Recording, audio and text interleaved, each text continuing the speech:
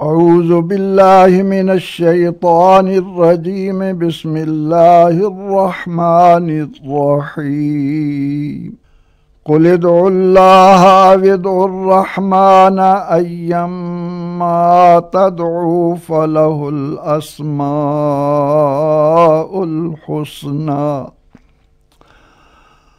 ولا تجهر بصلاتك ولا تخافت بها وابتغ بين ذلك سبيلا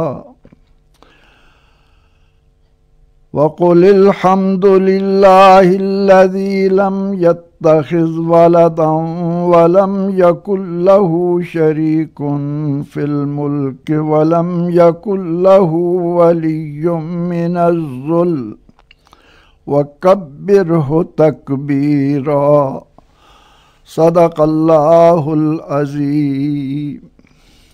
ان آیات کا ترجمہ یہ ہے، فرما دیجئے کہ اللہ کہہ کر پکارو یا رحمان کہو، جو بھی پکارو گے تمام اچھے نام اسی کے ہی تو ہیں، اور نہ تو اپنی نماز کو بہت زیادہ اونچی آواز میں ادا کرو اور نہ ہی زیادہ پست، دونوں کے درمیان کا انداز اختیار کیجیے، اور فرمائیے کہ تمام تر تعریفیں اس اللہ کی ہیں کہ جس کی نہ اولاد ہے اور نہ ہی حکمرانی میں کوئی اس کا شریک، اور نہ ہی کسی کمزوری میں اس کا کوئی مددگار، اور اسی کی خوب خوب بڑائی بیان کرتے رہیے۔ ان سے ما قبل کی آیات میں بتایا گیا کہ قرآن حق ہے اور یہ اپنا علم رکھنے والوں میں عاجزی پیدا کرتا ہے۔ اب ان آیات میں بتایا جا رہا ہے کہ اللہ کو پکارنے کے لیے پیارے پیارے تمام نام اسی کے لیے ہیں۔ بار بار یہ بات واضح کی جا چکی ہے کہ نزول قرآن کے وقت مشرکین مکہ پوری قوت کے ساتھ اس کوشش میں لگے رہتے کہ کسی طرح یہ کلام الہی لوگوں کے کانوں تک نہ پہنچنے پائے۔ قرآن نے اس حقیقت کو یوں بیان کیا کہ وہ لوگوں سے کہتے لا تسمعوا لہذا القرآن والغوا فیہ، اس قرآن کو مت سنو، خوب شور و غوغا کرتے رہو، اور اگر کبھی سن پاتے تو طرح طرح کے اعتراضات کرتے۔ چنانچہ ایک مرتبہ رسول رحمت نبی مکرم صلی اللہ علیہ وسلم نے ایک رات طویل سجدہ کیا، اور اس دوران یا اللہ یا رحمان بار بار فرماتے رہے۔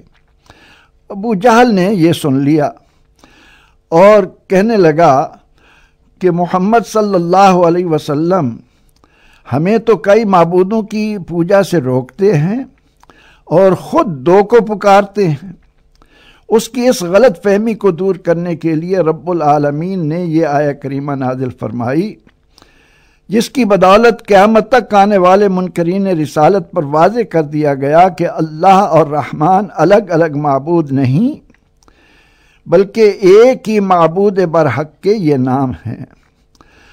چنانچہ ارشاد ہوتا ہے کہ اے حبیب مکرم صلی اللہ علیہ وسلم آپ لوگوں پر واضح کر دیں کہ اللہ کہہ کر پکارو یا رحمان کہہ کر، یہ سب اسی ذات احد و صمد لم یزل ولا یزال کے ہی عمدہ نام ہیں۔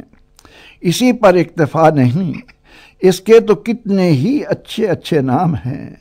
یاد رہنا چاہیے کہ اللہ ہمارے معبود برحق کا ذاتی نام ہے، اور اس کے صفاتی ناموں کو شمار کر لینا کسی کے بس میں نہیں۔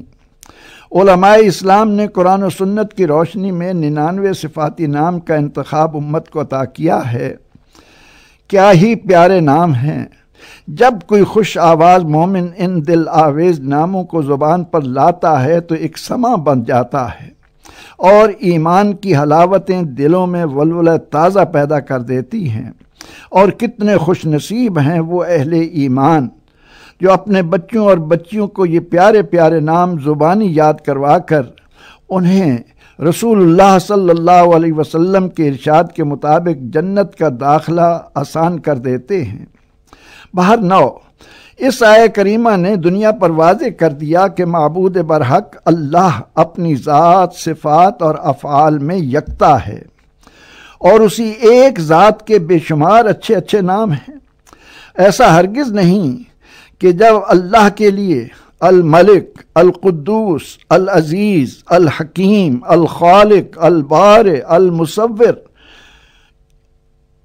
اور اسی طرح کے نام لیے جائیں تو وہ بھی معبود تصور کیے جائیں۔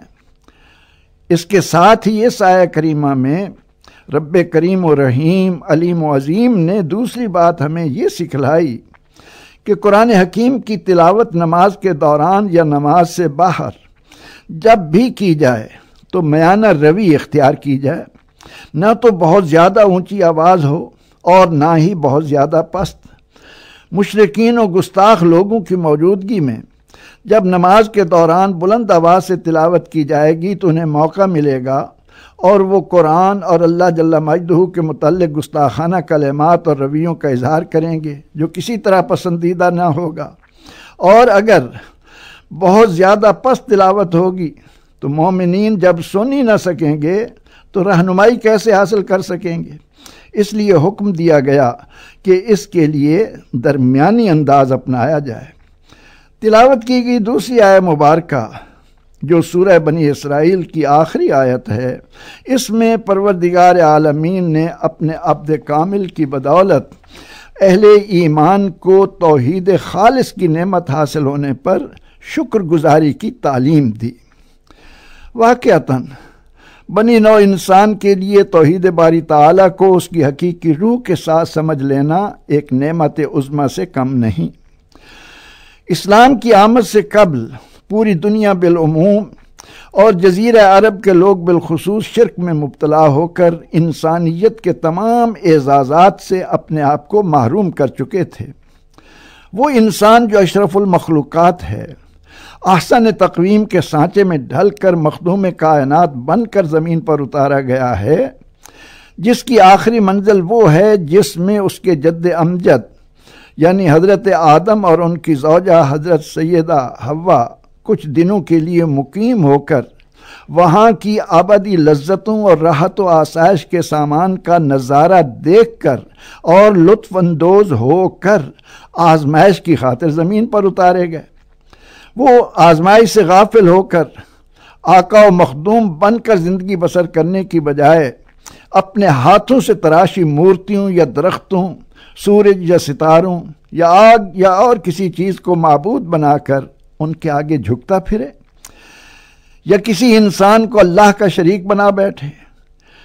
اسلام کا بنی نوع انسان پر یہ عظیم احسان ہے کہ اس نے نہ تو مسیحوں کی طرح سیدنا عیسیٰ علیہ السلام یا ان کی والدہ سیدہ مریم علیہ السلام کو اللہ کا بیٹا اور جوہر ماننے کی اجازت دی، اور نہ ہی یہودیوں کی طرح حضرت عزیر علیہ السلام کو ابن اللہ تسلیم کرنا جائز قرار دیا، اور اسی طرح بتوں یا دیگر اشیاء کو شریک ٹھہرانے دیا۔